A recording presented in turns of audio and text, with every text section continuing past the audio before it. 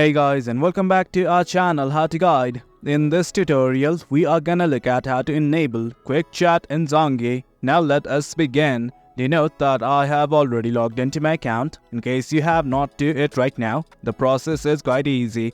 Now let us simply look at how to enable the quick chat. Right here, initially you will be in this page, that is chat. Right here, if you are not in this page, simply look at the bottom left and click on this button. Well, once you are there, at the top right you can see these three dots right next to the search icon. Click on it right now.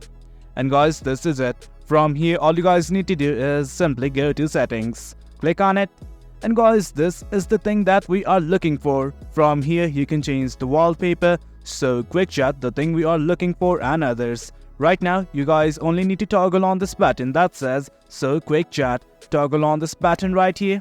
And guys, that is it. That's how you enable or simply show quick chat in Zangi. The process is quite easy. If you guys found this video informative, and for more content like this, do remember to hit like, share and subscribe. Your support fuels us. Until next time, thank you.